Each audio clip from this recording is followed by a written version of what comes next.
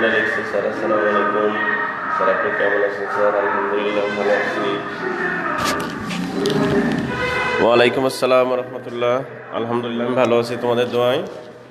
আশা করি তোমরা অনেক ভালো আছো। আমরা এখন একটু 2 লাইন পড়ি। আজকে 7 মার্চ, সব দিকে কিন্তু মাইক টেক চলছে, ওর মধ্যে একটু কষ্ট করে ক্লাস করতে হবে। হ্যাঁ, ওয়ালাইকুম আসসালাম রহমতুল্লাহ ভাই। সকলের সালামের উত্তর একসাথে নিলাম। নাফিসা, হ্যাঁ আচ্ছা, যারা যারা সালাম দিয়েছো শোনো। হ্যাঁ ও স্যার কিছু বলছে তোমার রাস্তায় কথা বলছো না?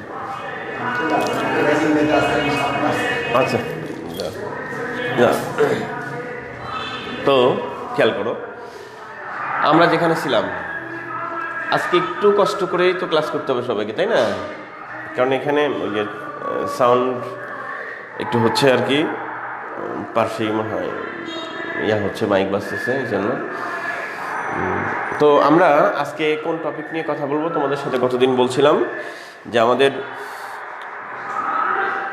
যে বিষয়গুলো আমরা অমিট করেছি এখানে চলে আসছি, ম্যাগনেটিজম আর সাউন্ড দুইটা ক্লাস মিলে একটা ক্লাস নিয়েছি, সমস্যা নাই। আমি দেখি এক্সট্রা কিছু একটু, যদিও ক্লাসটা সংক্ষেপ হচ্ছে। আলহামদুলিল্লাহ ভাই আছি। ওয়ালাইকুম আসসালাম ভাই, অনেক ভালো আছি। হ্যাঁ দেখো, তো আজকে আমরা মেডিকেল সায়েন্স এই পার্টটা নিয়ে একটু কথা বলি। হ্যাঁ, যারা এর আগে ক্লাস করেছো তাদের ক্লাস না থাকলেও চলবে, তোমরা বাসায় অন্য জিনিস পড়াশোনা করো। আর যারা 41 টার্গেট না পরবর্তী ইয়েতে, তারা থাকতে পারো ক্লাসে, সবাই ইচ্ছা করলে থাকতে পারো। আর যদি মনে করো যে ক্লাসটা করা আছে, রিপিট হচ্ছে, তাহলে তুমি বাসায় গিয়ে অন্য একটা সাবজেক্ট পড়াশোনা করো। হ্যাঁ, আমি রাগ করবো না, সমস্যা নেই। তাহলে আমরা শুরু করি। আমাদের আজকের আলোচ্য বিষয় থাকবে হচ্ছে মেডিকেল যে বিষয়গুলো আছে, চিকিৎসা বিজ্ঞান, মেডিকেল সায়েন্স নাম দেওয়া হয়েছে আমাদের। হ্যাঁ, চিকিৎসা বিজ্ঞান। আসলে চিকিৎসা বিজ্ঞান পড়ানোর তো রাইটস আমাদের নাই, কারণ হচ্ছে চিকিৎসা বিজ্ঞান যারা পড়াবেন ওনারা হচ্ছে 5 ইয়ার্স অ্যাটলিস্ট পড়াশোনা করবেন। আমরা তথাকথিত বলে থাকি তারা MBBS ডক্টর হবে, নেজ লাইক দিস, হ্যাঁ, এক্সেট্রা এক্সেট্রা সো অন হবেন। তবুও আমরা BCS রিলেটেড যে বিষয়গুলো আছে, যেগুলো থেকে আমাদের প্রিভিয়াস কোশ্চেন হয়েছে, হবে, specially included in preliminary syllabus, সেই টপিকগুলো আমরা একটু ডিসকাস করবো তোমাদের সাথে নিয়ে। হ্যাঁ, তোমরা থাকো, হয়তো একটু উপকার হবে ইনশাআল্লাহ। হ্যাঁ, এখানে আমরা প্রথমেই আমাদের টপিকটার নাম লিখে নিই, সবাই লিখে নাও। ওয়ালাইকুম আসসালাম রহমতুল্লাহ। আলহামদুলিল্লাহ ভাই, তোমাদের দোয়া অনেক অনেক ভালো আছি আলহামদুলিল্লাহ, আল্লাহ অনেক অনেক ভালো রাখছেন। হ্যাঁ, তো আমরা আজকে পড়বো হচ্ছে চিকিৎসা বিজ্ঞান বা মেডিকেল সায়েন্স। মেডিকেল সায়েন্স, চিকিৎসা বিজ্ঞান। হ্যাঁ, চিকিৎসা, আমরা এই চিকিৎসা বিজ্ঞান নিয়ে টুকটাক একটু কথা বলি, খেয়াল করো সবাই। আচ্ছা, সেহেতু হ্যাঁ, ওয়ালাইকুম আসসালাম। তো চিকিৎসা বিজ্ঞানে আমাদের কি থাকে, এখানে কি কি আছে সিলেবাসের মধ্যে? তো সিলেবাসের মধ্যে যা আসে সেটা পরে বলি। আগে দেখো, চিকিৎসা বিজ্ঞান থেকে তুমি কি পড়বা, তুমি কমন সেন্সে কি বোঝো? চিকিৎসা বিজ্ঞান বলতে আমরা কি বুঝি? আমরা কমন সেন্সে বুঝি যে চিকিৎসা বিজ্ঞান মানে এমন একটা বিষয় পড়াশোনা করা, সেখানে রোগ কাকে বলে, ডিজিজ, হ্যাঁ, সেই জিনিসটা কি, রোগটা কেন হয়, কিভাবে ছড়ায়, কোন কোন অঙ্গে গিয়ে কোন ধরনের রোগ সৃষ্টি হয়, কারা সৃষ্টি করে, হ্যাঁ, সেগুলো থেকে প্রোটেকশন নেওয়ার ব্যবস্থা কি, সিস্টেম কি, আর বডির মধ্যে যে কমিউনিকেশন সিস্টেম আছে, ব্লাড সিস্টেম, সেইটা সার্কুলেট হয় কিভাবে, কে কে সেটা সহযোগিতা করে, আর আমরা যে বডিতে খাবারগুলো খাই, এনার্জিগুলো স্টোর হয়, সেই খাবারগুলো খেলে কোন কোন বিষয়গুলো সেই খাবারটাকে ডাইজেস্ট করতে সহায়তা করে, সেই ডাইজেস্টের পরে এনার্জিটা কোথায় যায়, আবার ওখান থেকে ওয়েস্টেজ হিসেবে কী কী আসে, এগুলো আমাদেরকে একটু জানতে হবে আর কি। হ্যাঁ, তো আমরা বিগত প্রিলিমিনারি BCS এর আলোকে সেটা একটু দেখি। তরিকুল ইসলাম, ওয়ালাইকুম আসসালাম রহমতুল্লাহ। আলহামদুলিল্লাহ ভাই, ভালো আছি। আমরা সবাই ভালো আছি ইনশাল্লাহ। হ্যাঁ, তুমি আশা করি ভালো আছো। আর অ্যানি, ওয়ালাইকুম আসসালাম রহমতুল্লাহ। দেখো ভাই, তো আমরা প্রথমে আগে শিখি রোগ কি। রোগ কি শোনো, তো আমাদের বর্তমানে মেডিকেল সায়েন্স বলছে, যদিও আগে এক কথা বলছিল, কিন্তু এখন মেডিকেল সায়েন্স আর এক কথা বলছে। সেটা হচ্ছে, প্রথমে চিকিৎসা বিজ্ঞান আমাদেরকে শিক্ষা দিয়েছে, বলেছে, ডিসক্রাইব করেছে, হ্যাঁ, অ্যানাউন্সমেন্ট করেছে যে রোগ মিনস হ্যাফেজার্ড অফ বডি পার্টস, বডির যে কোনো একটা পার্টস, হ্যাঁ, কমপ্লিটলি অর পার্টলি তার যে হ্যাফাজার্ড অবস্থা, ডিসঅর্ডার্ড অবস্থা, সেটাকে আমরা বলেছিলাম disease. But unfortunately or fortunately, হ্যাঁ, recent declaration of medical science, তাদের ঘোষণা হচ্ছে যে না, রোগ শুধু বডি হ্যাফাজার্ড না, এটা মেন্টালি হ্যাফাজার্ড, মেন্টালি ডিসঅর্ডারও হইতে পারে। সেই জন্য এখন আমরা বলে থাকি যে চিকিৎসা বিজ্ঞানে, দেখো ভাই শাহিন, ওয়ালাইকুম আসসালাম রহমতুল্লাহ, আলহামদুলিল্লাহ ভাই ভালো আছি, দেখো খেয়াল করো। তো আমরা এখন থেকে জানবো, চিকিৎসা বিজ্ঞানের প্রেজেন্ট ডিক্লারেশন হচ্ছে, ঘোষণা হচ্ছে, অ্যানাউন্সমেন্ট হচ্ছে, রোগ হচ্ছে মিনিমাম দুই ধরনের হবে। একটা হচ্ছে মেন্টালি ডিজেড বা মেন্টালি ডিসঅর্ডার, আর একটা হচ্ছে physically disease or physically disorder. তাহলে রোগ বেসিক্যালি দুই রকম হয়, একটা মানসিক অথবা শারীরিক, কথা বোঝা যাচ্ছে। আর চিকিৎসা বিজ্ঞানের অন্যান্য পার্ট, যেটা অনেক আগের জার্মান সায়েন্টিস্টরা, ডক্টর হ্যানিম্যান, তিনি বলেছিলেন যে না, রোগ মূলত মন থেকেই সৃষ্টি হয়, পরবর্তীতে বডিতে বিভিন্ন পার্টসে ছড়িয়ে যায়। যাই হোক, কিন্তু অ্যাট প্রেজেন্ট আমরা এইটুকু অন্তত পক্ষে স্বীকার করেছি, বিশ্বাস করেছি, বুঝতে পেরেছি, হ্যাঁ, সায়েন্টিফিক ট্রুথ, তা হচ্ছে রোগ দুই রকম, মানসিক অথবা শারীরিক। এখন আমরা দেখব সেই রোগগুলো কিভাবে সৃষ্টি হয়। তার আগে আমরা রোগের সংজ্ঞাটা একটু লিখে নিতে পারি। সবাই একটু লিখে নাও, কারণ রিটেনের পরীক্ষায় এটা লিখতে হবে। রোগের সংজ্ঞাটা একটু লিখে নাও প্লিজ, সবাই লিখো। নীল ভাই আসবেন, হ্যাঁ ভাই, দেখো ওয়ালাইকুম আসসালাম। তাহলে রোগের সংজ্ঞাটা আমি আরেকবার বলে নিই, তাহলে তোমার মাথায় এটা প্রবেশ করে যাক। রোগ হচ্ছে হিউম্যান বডি, আমরা ফিজিক্যাল ডেফিনিশনটাই দিব। রোগ হচ্ছে হিউম্যান বডি, মানে মানব দেহের কোনো নির্দিষ্ট অঙ্গ অথবা অংশ এর সাময়িক অথবা পার্মানেন্টলি, মানে দীর্ঘস্থায়ী অকার্যকর অবস্থা বা অকার্যক্ষম অবস্থা, অ্যাবনর্মাল অবস্থা, সেটার নামই হচ্ছে ডিজিজ। কথা বুঝতেছো? তাহলে আবার আমি বলে নিই, রোগ কি জিনিস? রোগ হচ্ছে মানবদেহের আংশিক অথবা সম্পূর্ণ অথবা নির্দিষ্ট কোনো অঙ্গের, আল্লাহ না করুন একটা হাত, একটা পা, একটা চোখ, এজ লাইক দিস, কমপ্লিটলি নির্দিষ্ট একটা অঙ্গের যে দীর্ঘস্থায়ী অথবা পার্মানেন্ট যে অকর্মক্ষম অবস্থা, তাকে আমরা বলে থাকি রোগ। তাহলে সবাই একটু লেখো প্লিজ, সবাই সংজ্ঞাটা লিখে নাও। হ্যাঁ, সবাই লেখো, রিটেনের সময় কাজে লাগবে। দেহের, দেহ বলতে এখানে মানব দেহ বুঝাচ্ছি আর কি। হ্যাঁ, লেখো, দেহের সম্পূর্ণ অথবা আংশিক, দেহের সম্পূর্ণ অথবা আংশিক,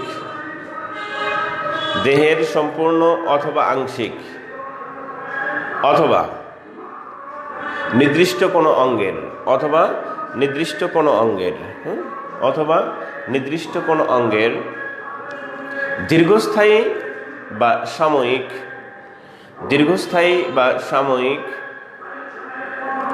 অকার্যক্ষম অবস্থাকে, অকার্যক্ষম অবস্থাকে রোগ বা ডিজিজ বলে। রোগ বা ডিজিজ বলে।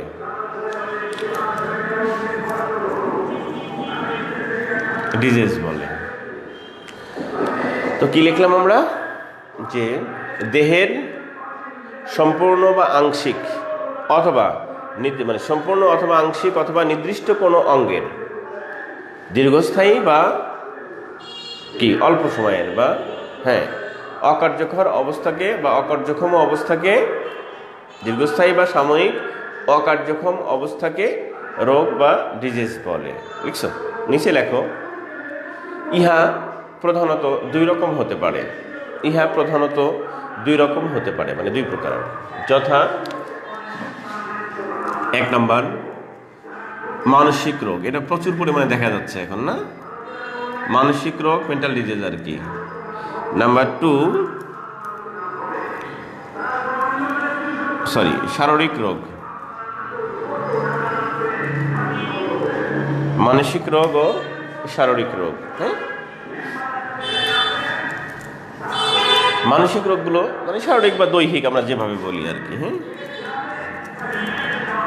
দৈহিক রোগ। আচ্ছা, মানসিক রোগগুলোর মধ্যে একটু শোনো প্লিজ, মানসিক রোগগুলোর মধ্যে সবাই একটু মনোযোগ দাও। আজকে একটু কষ্ট হবে, সবাই একটু কষ্টটা স্বীকার করে নাও। হ্যাঁ, মানে যেহেতু 7 মার্চ আজকের চারদিকে ভাষণ চলছে, এই জন্য তোমাদের হয়তো একটু কষ্ট হবে, আমারও কষ্ট হচ্ছে, তবু এইভাবে আমরা একটু পড়ি। হ্যাঁ, করার কিছু নাই তো এখন। আচ্ছা, মানসিক রোগ মানসিক রোগ আর একটা হচ্ছে কি দৈহিক রোগ। তো মানসিক রোগের মধ্যে এখন চারদিকে যেটা ব্যাপক পরিমাণে ছেয়ে গেছে, হ্যাঁ, তোমাদের মধ্যে কেউ নাই কিন্তু আত্মীয় স্বজন কেউ থাকতে পারে, শুনতে পারো, তা হচ্ছে পলিসিজোফ্রেনিয়া, সিজোফ্রেনিয়া। হ্যাঁ, এই দুইটা কথা তোমরা প্রায়ই শুনে থাকবা। একটা হচ্ছে সিজোফ্রেনিয়া আর একটা হচ্ছে পলিসিজোফ্রেনিয়া, মানে সিজোফ্রেনিয়া কমন। ওই যে ঘুমায় আছে, ঘুমের মধ্যে দেখে মশারির উপরে সাপ যাচ্ছে, হ্যাঁ, তারপরে সে ওইদিকে যাচ্ছে, দেখে পিছন থেকে কে যেন তাকে ডাকতেছে, হ্যাঁ, তারপরে সে রাত্রেবেলা ঘুমায়, তার সাথে কে যেন কথা বলে।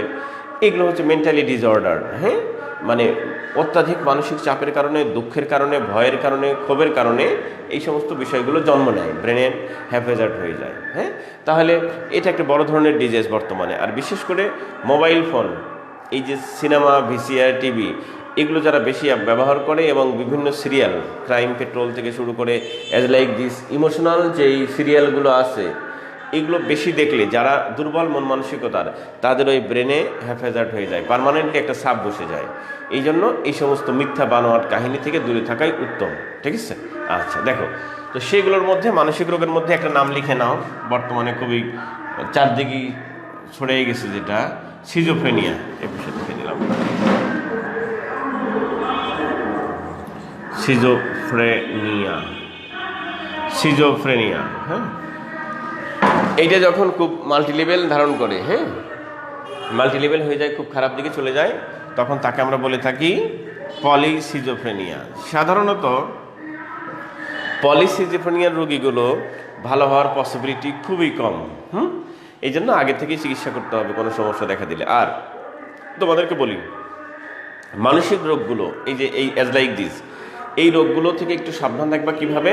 তোমাদের হবে না, আমাদের হবে না ইনশাল্লাহ কোনো দিন, তবুও বলে রাখতেছি, সেটা হচ্ছে তোমরা পটাশিয়াম জাতীয় খাবারগুলো, সোডিয়াম জাতীয় খাবারগুলো একটু বেশি করে খাবা। এই খাবারগুলো খেলে ব্রেনের ওই দুর্বলতা থাকে না, সুতরাং মস্তিষ্ক বিকৃতি রোগগুলো, হ্যাঁ, নার্ভাসনেস, এগুলো তৈরি হয় না। তার মধ্যে উত্তম একটা খাবার হচ্ছে, সর্বোত্তম খাবার হচ্ছে খেজুর। হ্যাঁ, যে কোনো খেজুর, তবে ওই মিডল ইস্টের যে খেজুরগুলো আছে, ওগুলো নাইট্রিশিয়াস, মানে বেশি নাইট্রিশিয়াস যে এলিমেন্টগুলো সবই প্রায় আছে। সেই জন্য বিশেষ করে ওই যে মারিয়াম খেজুর, আজোয়া খেজুর, এই খেজুরগুলো তুমি খাওয়ার চেষ্টা করবা। না পেলে অন্তত পক্ষে খেজুরের যে শুকনাটা, খুরমাটা, এটাও খেতে পারো।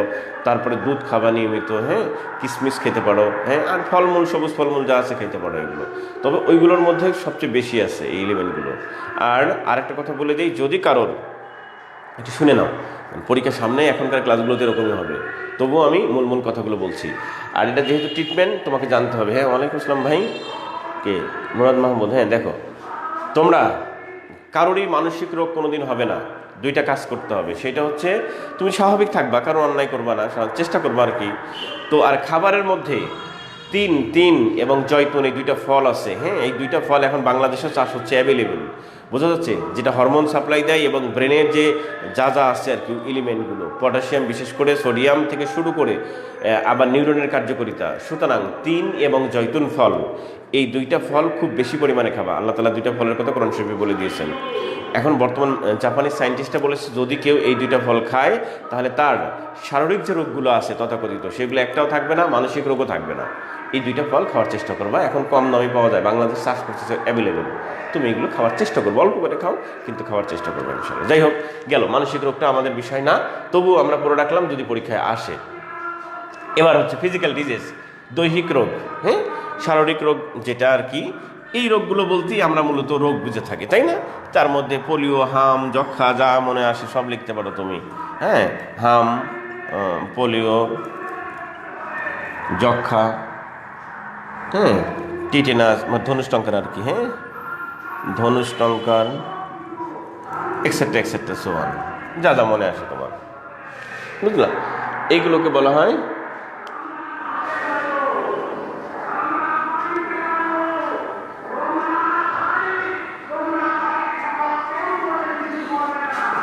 শাহিন। তোমার কোনো কিছু জানা দরকার নেই, তুমি শুধু ক্লাস করতে থাকো আর কি। হ্যাঁ, তোমার কোনো কিছু নাম্বার টাম্বার জানা দরকার নেই, তুমি শুধু ক্লাস করতে। কে?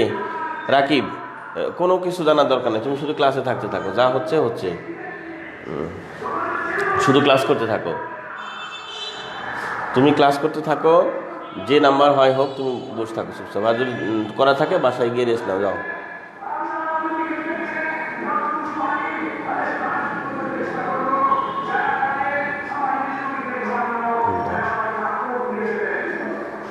খেয়াল করো ভাই, আমরা সিরিয়ালি এগোচ্ছি আর কি। হ্যাঁ, খেয়াল করো। তো ফিজিক্যাল ডিজিজ যেটা, এই যে এগুলো বলে থাকি, তো এইগুলোর কারণ কি কি কি কি কারণে রোগগুলো হইতে পারে? রোগগুলো হইতে পারে অনেকগুলো কারণে। আমরা এর আগে ক্লাসে তোমাদেরকে ডিটেলস লেখাই দিয়েছিলাম। তো এখন যেহেতু আমাকে খুব দ্রুত আমাদেরকে শেষ করতে হবে এবং জানতেও হবে, প্রশ্ন কমন ফেলতে হবে, এই জন্য আমি অনেক কিছু না লিখে মুখে বেশি বলে দিচ্ছি আর কি, যেহেতু পরীক্ষার সামনে। আর যারা 44-45-এর ব্যাচ পাবা, তাদের তো অনেক ক্লাস পাবা, 43 অনেক ক্লাস পাবা, আমি লেখাই দিব। তো শুনে নাও, এরা হচ্ছে ইমার্জেন্সি রোগীদের কথাবার্তা বলতেছে, 19 তারিখের রোগীদের কথা বলছি। আচ্ছা, গেল, সবাই মনোযোগ দিও। এখন এই দৈহিক রোগগুলো যে সমস্ত কারণে সৃষ্টি হয়, তার মধ্যে প্রধান কারণ হচ্ছে জীবাণুঘটিত কারণ। 6টা কারণ আছে বেসিক্যালি, তার মধ্যে প্রধান কারণ হচ্ছে জীবাণুঘটিত কারণ। এই জীবাণুগুলোর মধ্যে আছে আবার হচ্ছে 2টা। কি কি জীবাণু? একটা হচ্ছে ভাইরাস, একটা হচ্ছে ব্যাকটেরিয়া। ঠিক তো? সবাই খেয়াল করো।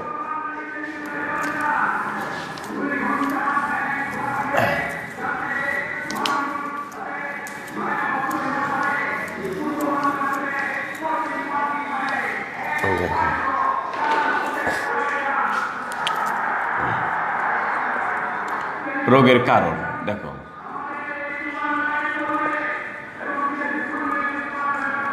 রোগের কারণ অন্যতম যে কারণগুলো আর কি। হ্যাঁ,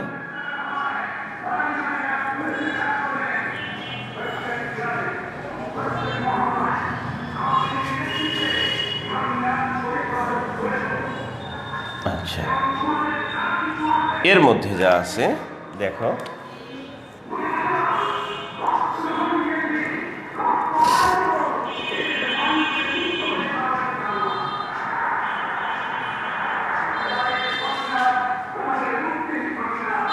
আদার্স।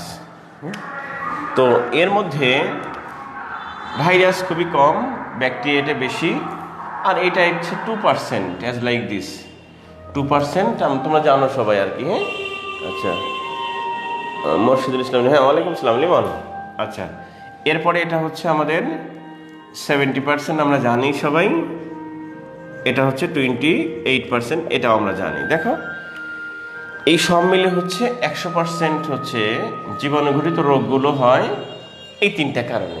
তার মধ্যে সবাই একটু মনোযোগ দিও, তোমরা নিজ দায়িত্বে, নিজের রেসপন্সিবিলিটিতে এই জিনিসগুলো পড়ে নিবা। কি কি পড়ে নিবা? ভাইরাসটা পড়ে নিবা, ব্যাকটেরিয়াটা পড়ে নিবা। এখান থেকে ফাঙ্গাস যেটা আছে, ছত্রাক, সেটা যদি পারো একটু দেখবা, না দেখলেও সমস্যা নাই। তবে পরীক্ষায় যে কোশ্চেনগুলো হয় বিসিএস রিলেটেড, তার 99% কোশ্চেন এই জীবাণুঘটিত কারণের এই 2টা থেকে আসে, বুঝলা? ভাইরাস এবং ব্যাকটেরিয়া থেকে। তাহলে আমাদের রেসপন্সিবিলিটি হবে, যারা 19 তারিখের পরীক্ষা যাদের, তারা কমপক্ষে শর্ট সিলেবাসে ভাইরাস এবং ব্যাকটেরিয়াটা একটু ভালো করে দেখে যাবো আর কি। হ্যাঁ, তাহলে মোটামুটি আমাদের আর কি সমস্যা হবে না। আর বিশেষ করে দেখতে হবে ভাইরাসজনিত রোগ কোনগুলো, ব্যাকটেরিয়াজনিত রোগ কোনগুলো। তো তোমাদের হয়তো পরীক্ষার হলে ঝামেলা হইতে পারে, সেই জন্য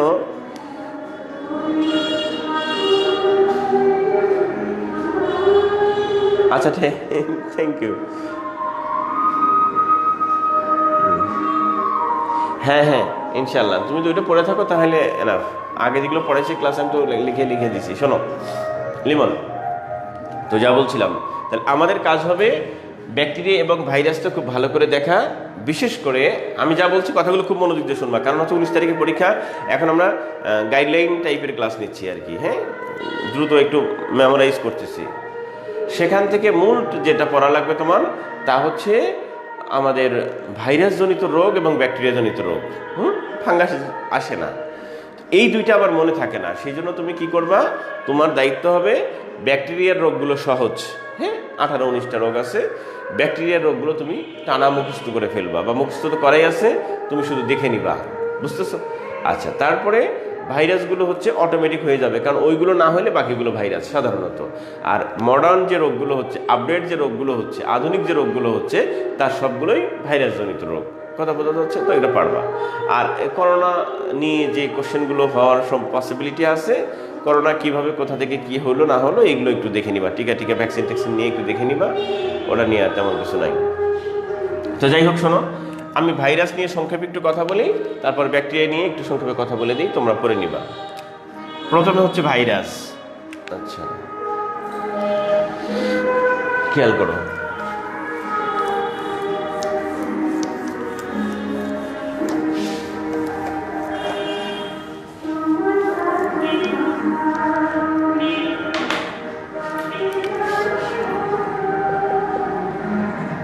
ভাইরাস নিয়ে একটু কথা বলি। দেখো, ভাইরাস এই কথাটা যখনই আমরা শুনবো, দেখো ভাই, ভাইরাস এই কথাটা যখনই আমাদের চোখে আসবে, কানে আসবে, আমরা ইনস্ট্যান্ট দুইটা বিষয় চলে যাব, খেয়াল করিও। একটা হচ্ছে ভাইরাস শব্দটা হচ্ছে ল্যাটিন শব্দ, হ্যাঁ, ল্যাটিন শব্দ, ল্যাটিন। আরেকটা ভাইরাস যখন বলবো তখন হচ্ছে ইংলিশ টার্ম, হ্যাঁ। দেখো, তো ল্যাটিন যখন হবে এই ভাইরাসটা, তখন এটা হচ্ছে একটা জীবাণু, এর অর্থ হচ্ছে বিষ, হ্যাঁ, এটা কিন্তু মাথায় রাখতে হবে তোমাকে। তাহলে ল্যাটিন ভাইরাস দুই ধরনের শব্দ হইতে পারে, একটা ইংলিশও আমরা ব্যবহার করে থাকি ভাইরাস, আর একটা ল্যাটিন ভাষার শব্দ ভাইরাস হইতে পারে। তো ল্যাটিন শব্দটা যখন আমরা বুঝাবো, বা আমরা এখন যেটা পড়তেছি আর কি, সেটা হচ্ছে চিকিৎসা বিজ্ঞান রিলেটেড, বায়োলজি রিলেটেড, হ্যাঁ, সেটা হচ্ছে উদ্ভিদ প্রাণ রিলেটেড, সেটা হচ্ছে ডিজিজ রিলেটেড, ঠিক আছে। আচ্ছা, তো এই ভাইরাস শব্দটা হচ্ছে ল্যাটিন ভাষা থেকে আসছে, এটা হচ্ছে একটা জীবাণু, এর অর্থ হচ্ছে বিষ, ল্যাটিনের মানে ভাইরাসের অর্থ হচ্ছে বিষ।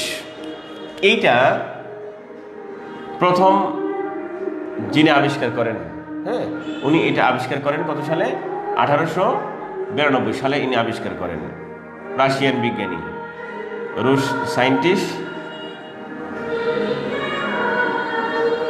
জীবাণুবিদ। একটু খেয়াল করো, ইনি প্রথম এই কাজটা করেন, ঠিক তো? এনার নাম হচ্ছে আইভানো ভস্কি, ঠিক তো?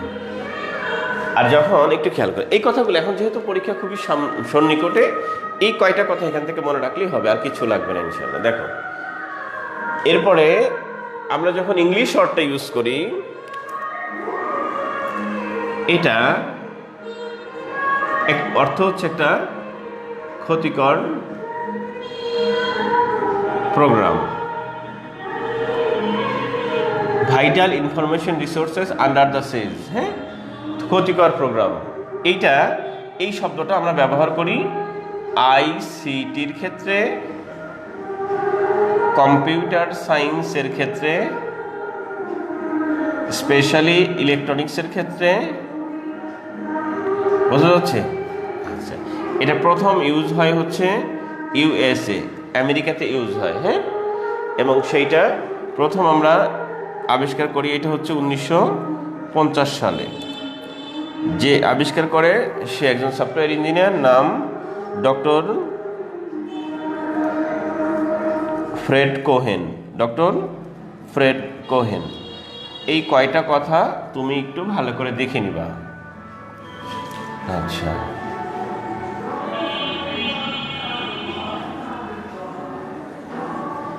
আর একটা হচ্ছে কি ইউজ, এই কয়টা কথা একটু খেয়াল রাখতে হবে তোমাকে, হ্যাঁ।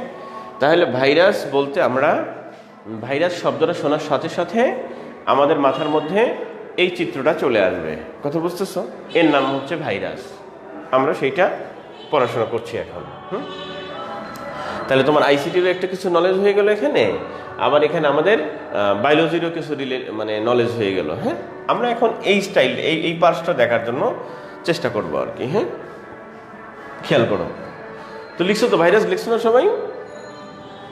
আচ্ছা, এবার এই চিত্রটা তো লেখা আছে, পয়েন্ট করে 2-3টা কথা লিখে দিই, হ্যাঁ, তারপর আলোচনা করা যাবে। লেখো ভাইরাসের 1 নম্বর পয়েন্ট লেখো, সবাই একটু লেখো, 1-2টা কথা লেখাই দিই, লেখো ভাইরাস। এখানে আমরা আলোচনা করবো ওইটা, হ্যাঁ, লেখো ভাইরাস একটি ল্যাটিন শব্দ,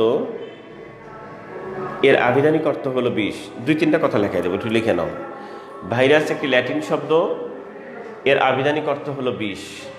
যা 1892 সালে যা 1892 সালে যা 1892 সালে রাশিয়ান বিজ্ঞানী বা রুশ জীবাণুবিদ, যা 1892 সালে রুশ জীবাণুবিদ আইভানোভস্কি সর্বপ্রথম আবিষ্কার ও নামকরণ করেন। যা 1892 সালে রুশ জীবাণুবিদ আইভানোভস্কি আবিষ্কার ও নামকরণ করেন। লিখছ? আচ্ছা, পয়েন্ট নাম্বার 2 কয়েকটা কথা লিখে রাখি আর কি। হ্যাঁ, 2 নম্বর পয়েন্টে লিখবো আমরা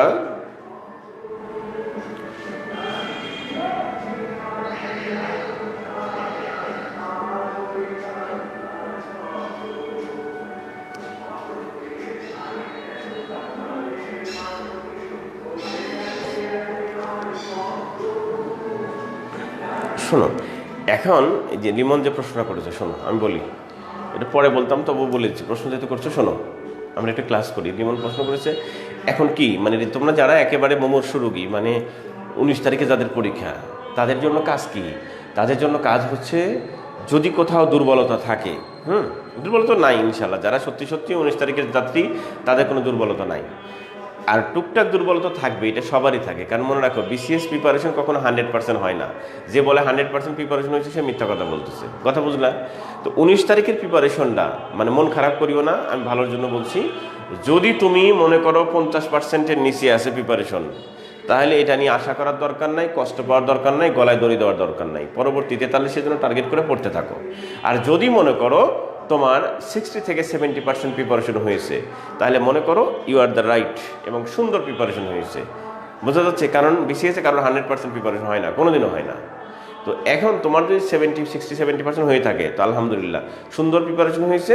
হতাশ না হয়ে যেগুলো পড়া আছে, লিমন আমার কথাটা শুনিও, লিমন সহ সবাই, যেগুলো পড়া আছে শুধু সেইগুলো এখন রিভিশন দিতে থাকো। আর অ্যাম্বিশন মনে হয় মডেল টেস্ট নিচ্ছে নাকি আমার খেয়াল নাই, তো মডেল টেস্টটা দিবা, এটা তো দিবাই, অথবা বাসাতে যে কোনো মডেল টেস্টের বই কিনে নিবা 2টা, এখনও তো বেশ কয়েকদিন সময় আছে। ওই 2টা মডেল টেস্ট কমপক্ষে এখন প্রতিদিন 3টা মডেল টেস্ট দিবা বাসায়।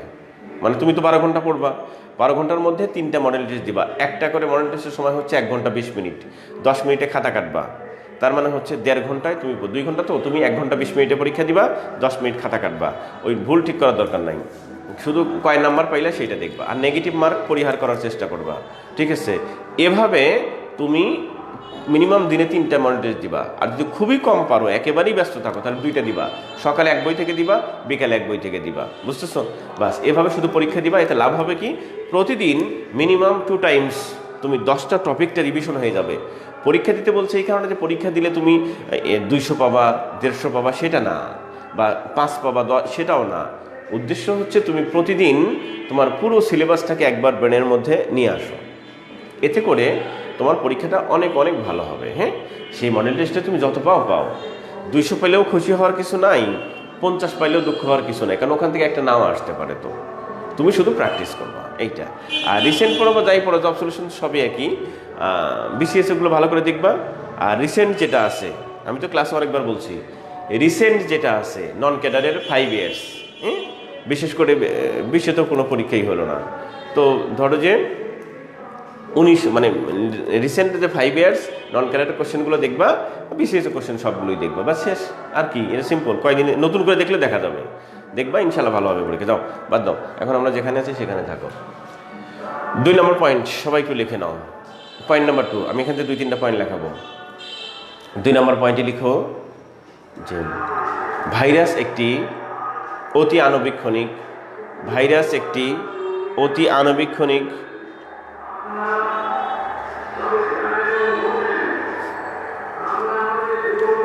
লিমন একটু ওয়েট করো, পরে দিব। হ্যাঁ, কি বলছিলাম আমরা? ভাইরাস একটি অতি আণুবীক্ষণিক, অতি আণুবীক্ষণিক, হ্যাঁ, অতি আণুবীক্ষণিক অকোষীয় জীব। ভাইরাস এক প্রকার অতি আণুবীক্ষণিক অকোষীয় জীব। ভাইরাস এক প্রকার অতি আণুবীক্ষণিক অকোষীয় জীব। লিখছো? দাঁড়িয়ে দাও, আমি জাস্ট 2-3টা কথা লেখাবো, গুরুত্ব একটা জিনিস আলোচনা করবো, তাই লিখছো? তারপরে পয়েন্টে লেখো, নেক্সট পয়েন্টে লেখো, ইহাতে দ্রুত লিখবা। ইহাতে জীব ও জড় উভয় প্রকার বৈশিষ্ট্যই বিদ্যমান। ইহাতে জীব ও জড় উভয় প্রকার বৈশিষ্ট্যই বিদ্যমান। ইহাতে জীব ও জড় উভয় প্রকার বৈশিষ্ট্যই বিদ্যমান। ইহাতে জীব ও জড় উভয় প্রকার বৈশিষ্ট্যই বিদ্যমান। লিখছো? নেক্সট পয়েন্ট, পরবর্তী পয়েন্টে লেখো, যে সকল ভাইরাস, পরের পয়েন্ট, এটা পরীক্ষাটা, এটা প্রশ্ন প্রায়ই আসে, লেখো, যে সকল ভাইরাস ব্যাকটেরিয়ার দেহে অবস্থান করে এবং ব্যাকটেরিয়া কি ধ্বংস করে, যে সকল ভাইরাস ব্যাকটেরিয়ার দেহে অবস্থান করে এবং ব্যাকটেরিয়া কি ধ্বংস করে, যে সকল ভাইরাস ব্যাকটেরিয়ার দেহে অবস্থান করে এবং ব্যাকটেরিয়া কি ধ্বংস করে, যে সকল ভাইরাস ব্যাকটেরিয়ার দেহে অবস্থান করে এবং ব্যাকটেরিয়াকেই ধ্বংস করে তাদেরকে ব্যাকটেরিওফাজ বলে।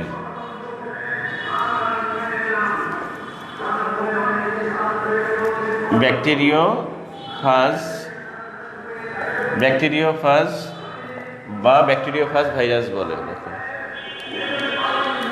তাদেরকে ব্যাকটেরিওফাজ বা ব্যাকটেরিওফাজ ভাইরাস বলে।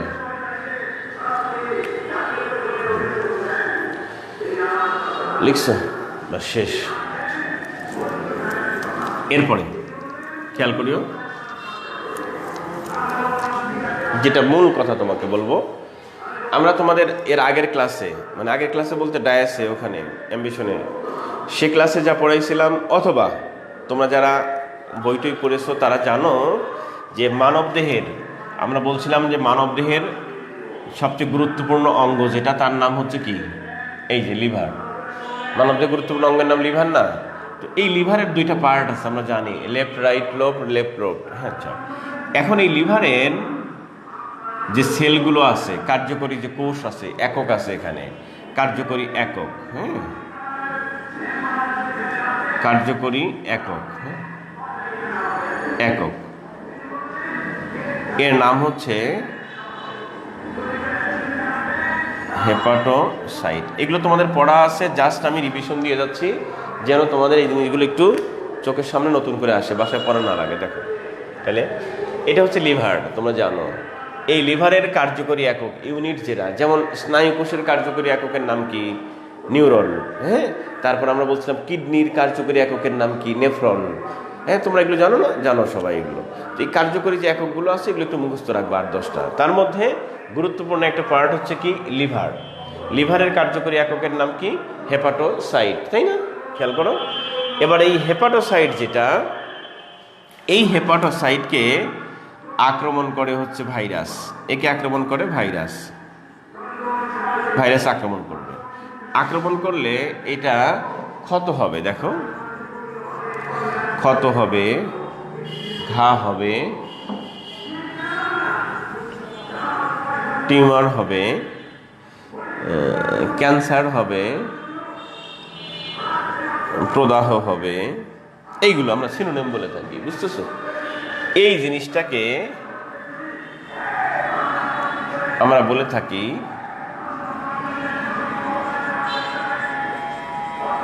হেপাটাইটিস। দেখো, আচ্ছা, তাহলে হেপাটাইটিসটা মূলত কি? হেপাটাইটিসটা হচ্ছে হেপাটোসাইটের কোনো সমস্যা, আল্লাহ না করুন, লিভারের যে সমস্যাগুলো হয়, জন্ডিস সর্বনিম্ন উপরে যা আছে সেগুলো যা হয় সেগুলোকে আমরা বলে থাকি হেপাটাইটিস। এই হেপাটাইটিস মানে হচ্ছে কোথায়? হেপাটাইটিস নাম শুনলেই বুঝবো হচ্ছে লিভারের ফাংশন। এখানে আক্রমণ করেছে কে? অবভিয়াসলি আক্রমণ করেছে ভাইরাস। তাহলে হেপাটাইটিস শোনার সাথে সাথে লিমন,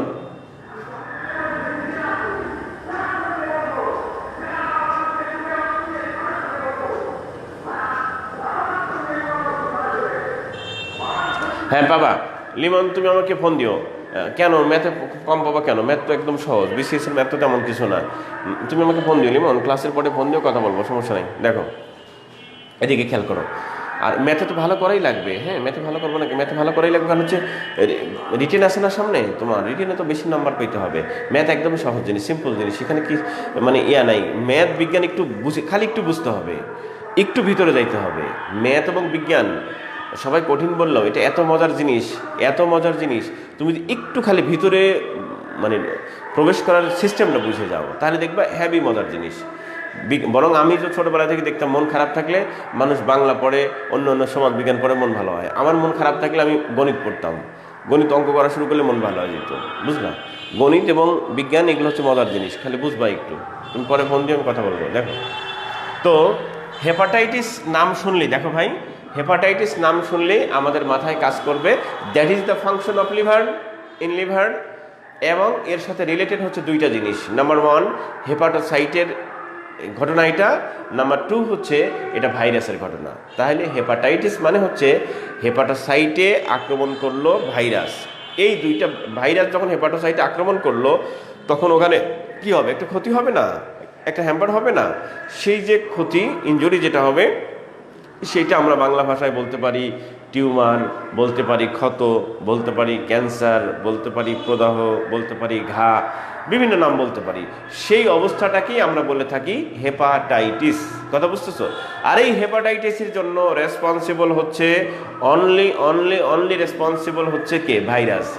এই ভাইরাসগুলোকেই আমরা বলে থাকি হেপাটাইটিস ভাইরাস। এটা খুবই গুরুত্বপূর্ণ, আসতেই পারে কিন্তু এই পরীক্ষা, খুবই গুরুত্বপূর্ণ, সেই জন্য বলতেছি আর কি, আমি এই বিষয়টা আলোচনা করলাম। তাহলে হচ্ছে হেপাটাইটিস, দেখো তাহলে এই ভাইরাসটার নাম, তখন এই ভাইরাসটার নাম হবে হেপাটাইটিস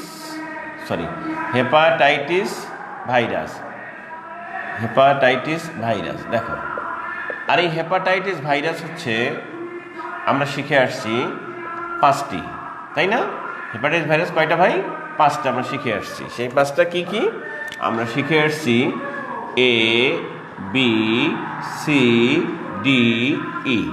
আনফর্চুনেটলি এখানে একটা সমস্যা হচ্ছে, এই 5টা ABCD এগুলো ভাইরাসের নামও আছে, এগুলো ভিটামিনের নামও আছে, বাট আনফর্চুনেটলি আমরা এখানে যেটা পড়তেছি সেটা হচ্ছে কি? ভাইরাস। সো এইগুলো দেখলেই তুমি লাভ দিয়ে উঠবা না কিন্তু। দেখো পরীক্ষায় আসতে পারে নিচের কোনটি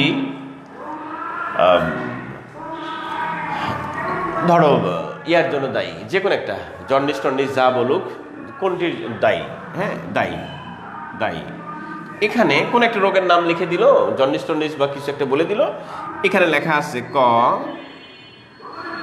বি ভাইরাস, বি বা এ ভাইরাস, খ ABCDE ভাইরাস, খ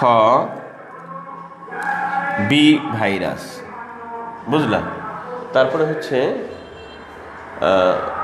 একটু দাঁড়াও, জরুরি একটু ফোন আসছে, একটু দাঁড়াও। হ্যালো, ওয়ালাইকুম।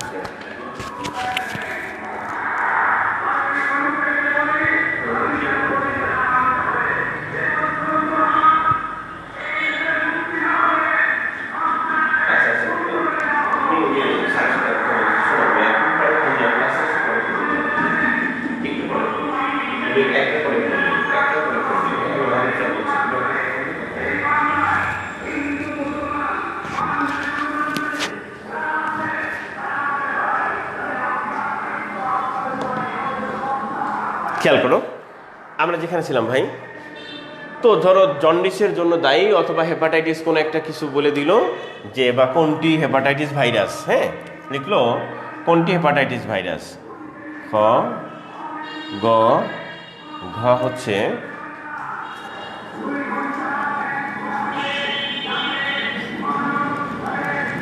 কথার কথা। প্রশ্ন আসতে পারে যে জন্ডিসের জন্য দায়ী কে, অথবা আসলো যে নিচের কোনটি হেপাটাইটিস ভাইরাস, নিচের কোনটি হেপাটাইটিস ভাইরাস, একটু খেয়াল করিও, নিচের কোনটি হেপাটাইটিস ভাইরাস, এভাবে আসলো। তুমি কিন্তু দেখতে পাচ্ছ এখানে, দেখো না প্লিজ, তুমি দেখতে পাচ্ছ এই প্রশ্ন কিন্তু ঠিক এরকম ক্রিটিক্যাল প্রশ্ন হয়, যে দেখা যাচ্ছে সহজ কিন্তু এখানে ঝামেলা আছে। কিন্তু কোনটি হেপাটাইটিস ভাইরাস? তুমি নাম দিতে পারো এ ভাইরাস, এটাও কিন্তু সত্য কথা। ABCDE ভাইরাস, বি ভাইরাস, সবই সত্য কথা। কিন্তু একটু ভালো করে খেয়াল করো, মজার বিষয় যেটা হচ্ছে আর কি, এই সবগুলোই সত্য কথা, কিন্তু দেখো তো এই কথাগুলোর মধ্যে একটা মেন্টাল অ্যাবিলিটি কাজ করতেছে, এখানে মেন্টাল অ্যাবিলিটি কাজ করতেছে। তুমি যদি মেন্টাল রিজনিং বা মেন্টাল অ্যাবিলিটি এখানে অ্যাপ্লাই করো, তাহলে তুমি দেখো কারেক্ট অ্যান্সার বোঝা যাচ্ছে এটা কিন্তু ভুল, এই কথাটাও ভুল, এই কথাটাও ভুল, একমাত্র খুঁজে পাচ্ছি এই কথাটা, that is the mental ability. হ্যাঁ, সো আমরা যদি কখনো কখনো দেখি একাধিক আনসার একটা কোশ্চেনে আসে, সবগুলোই সঠিক মনে হয়, তখন তুমি মেন্টাল অ্যাবিলিটির সেন্সটা ওখানে অ্যাপ্লাই করবা, রিজনিং অ্যাপ্লাই করবা, তাহলে তুমি বুঝে যাবা যে আসলে সবগুলো সঠিক না, ওখানকার একটা সঠিক। দেখো তো এ ভাইরাস কথা তো ঠিকই আছে, কিন্তু এ ভাইরাস বলতে কোনো ভাইরাস নাই। আচ্ছা, ABCDE ভাইরাস, এই ভাইরাস নামও কোনো ভাইরাস নাই, আর বি ভাইরাস নামও পৃথিবীতে কোনো ভাইরাস নাই। তবে সেটা হচ্ছে কি, হেপাটাইটিস বি বলতে হবে, হেপাটাইটিস ABCD বলতে হবে, হেপাটাইটিস এ বলতো। এগুলো সঠিক আনসার হতো যদি আগে হেপাটাইটিস লেখা থাকতো। আমি এখান থেকে এটা বললাম কেন, এটা খুবই ইম্পর্টেন্ট, খুবই ইম্পর্টেন্ট। রিটেনে প্রিলিমিনারিতে সবসময় আসছে সেটা, ইভেন ভাইভাতেও এগুলো প্রশ্ন হয়। সেই জন্য আমি তোমাকে বলে দিলাম আনসারটা কিন্তু খেয়াল রাখতে হবে। সহজ জিনিসেই কিন্তু ভুল করি বেশি আমরা, হ্যাঁ, কারণ সহজ কোশ্চেন যদি BCS-এ আসে তাহলে তুমি এটা মাথায় রাখবা, ওইটা সহজ না, ওর মধ্যে কোনো একটা ঝামেলা প্যাচ দিয়ে দিয়েছে। এই জন্য সুন্দর করে কোশ্চেনটা পড়তে হবে, তারপরে আনসার সবগুলো পড়তে হবে, পড়ার পরে ধীরে ধীরে আনসার করতে হবে, ঠিক আছে? আচ্ছা, দেখো এরপরে তাহলে এইগুলো যখন লিখবো আমরা তখন ওই কথাগুলো কিন্তু অ্যাপ্লাই করবো। হেপাটাইটিস A, হেপাটাইটিস B, তার মানে এইভাবে ভাইরাস হবে না, আগে লিখতে হবে হেপাটাইটিস, লিখে তারপরে এই কথাগুলো লিখতে হবে, তখন এটা কারেক্ট আনসার হবে, ঠিক আছে? আচ্ছা, গেল। এখন আমরা এই সংক্ষিপ্ত সময় যে জিনিসটা, আরেকটা জিনিস একটু রিভিশন দিব, তা হচ্ছে আমাদের পরীক্ষায় আসছে যে কোন রোগটা কিভাবে ছড়ায়।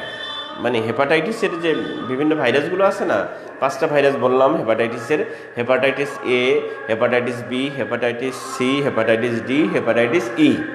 আমাদের রিটেনের কোশ্চেন খুলে দেখো, তুমি প্রিলিমিনারি কোশ্চেন খুলে দেখো, সেখানে অনেকবার আসছে যে হেপাটাইটিস E কিভাবে ছড়ায়, হেপাটাইটিস B কিভাবে ছড়ায়, হেপাটাইটিস A কিভাবে ছড়ায়, হেপাটাইটিস Cর কারণগুলো উল্লেখ করুন, লক্ষণগুলো উল্লেখ করুন।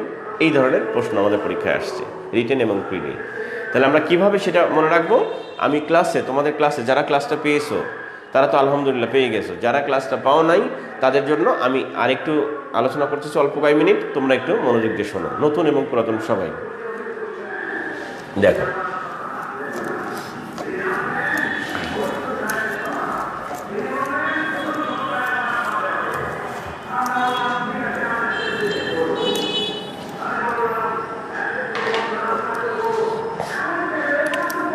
পাঁচটা ভাইরাস বললাম না, ABCDE,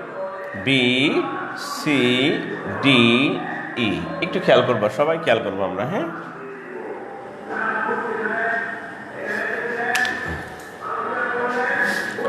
আমরা একটা গল্প বলেছিলাম তোমাদের সাথে ক্লাসে, যারা এটা ক্লাস করেছিলাম, আমি সেখানে একটা উদাহরণ, মানে গল্প না ঠিক, একটা ঘটনা, মানবদেহের একটা প্যাথেটিক ট্রুথ, হ্যাঁ, একটা দুঃখজনক সত্য, মর্মান্তিক সত্য, হৃদয় বিদারক সত্য। সেই কথাটা কি?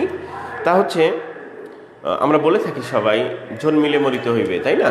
মানে যেহেতু তোমার সৃষ্টি আছে, মানে তুমি আসছো পৃথিবীতে, সুতরাং তুমি এখান থেকে চলেও যাবো, আমি চলেও যাব, এটাও নিশ্চিত সত্য কথা। তো সেখানে আমরা দেখতে পাই, প্লিজ, এই যে রোগগুলো হয় ABCDE, এই ভাইরাসগুলো আক্রমণ করে কাদেরকে? মানব দেহে আক্রমণ করে, কমনভাবে কথা, মানব দেহে আক্রমণ করে এরা। এখন মানব দেহ মানে আমরা বুঝাচ্ছি মানব জীবন, মানব জীবন। আচ্ছা, এখন এই মানব দেহ বা মানব জীবনের একটা কাহিনী শোনো। স্বাভাবিকভাবে একজন মানুষ যদি পৃথিবীতে থাকেন, বসবাস করেন, তাহলে সুস্থ স্বাভাবিকভাবে তার জীবনের যে ধাপগুলো তিনি অতিক্রম করেন। প্রথমে শিশু, তারপরে কৈশোর, তারপরে যুবক, তারপরে পৌর, তারপরে বৃদ্ধ। এগুলো স্বাভাবিক একটা তার লাইফস্টাইল, সবারই চিরসত্য কথা। কিন্তু দেখো না, এই মানুষটা এই মানব শিশুরা যখন দুনিয়াতে আসছে, তরিকুল খেয়াল করিও, এই মানব শিশুরা যখন দুনিয়াতে আসছে তখন দেখো তো ভাই তার লাইফস্টাইলটা কেমন ছিল।